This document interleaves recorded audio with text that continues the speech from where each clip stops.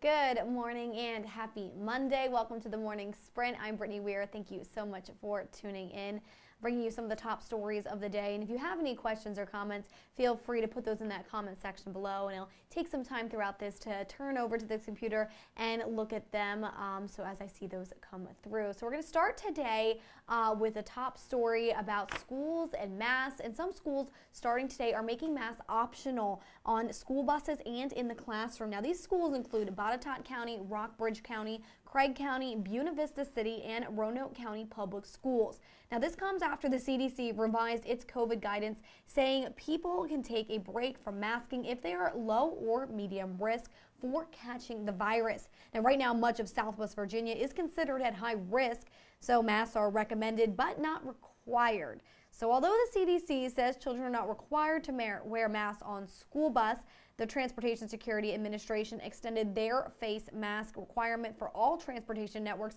until March 18th. And for a list of school districts and their mask policies, you can head to WSLS.com. We have a full breakdown of all those policies for you right there.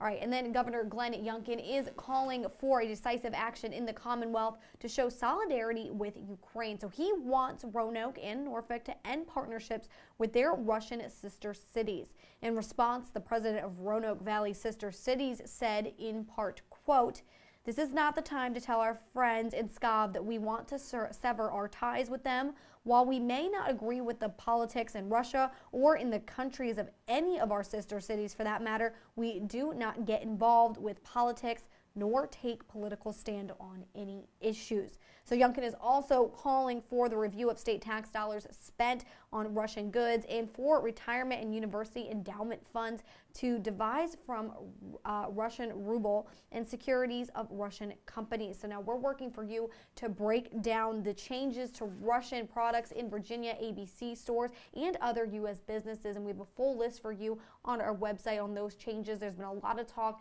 about some ABC liquor stores getting rid of certain liquor and products that are from Russia again. So we have that full list for you on our website.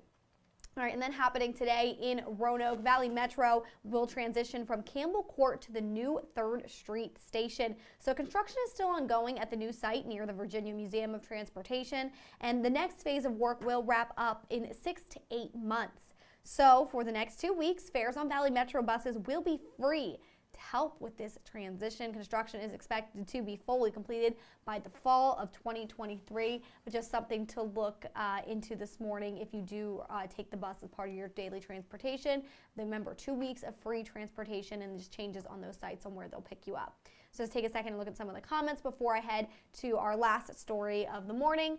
So Brian says, good morning. Thank you so much for watching. Same with Charles as well. Good morning from Cave Springs. Thank you guys for tuning in and putting those comments. I always appreciate that.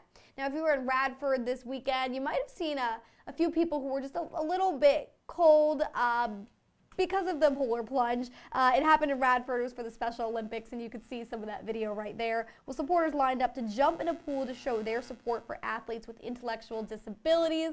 Oh, look at that. Oh my gosh, that was Jeff Hanowich, someone from our team here at WSLS 10. They dressed up as Where's Waldo? So we had a group of people there braving that cold in that cold pool. So everyone was cheering loudly and wearing crazy costumes, and the bitter cold, though, did not stop the fun. As you can see, more than $56,000 were raised to help provide training and competitions. WSLS 10 made their own splash, and we ended up raising $4,000. So as plungers dried off, most said they are getting ready, though, for next year. So I guess that cold didn't bother them too much. But as we shared with you before, it was supposed to be in the river. Because of the river levels, it had to be switched to the pool, but again, didn't stop any of the fun. Talked to some of the people who were able to take that plunge this weekend. They said they had a great time. It was a lot of fun. I loved personally seeing the video of all the different costumes.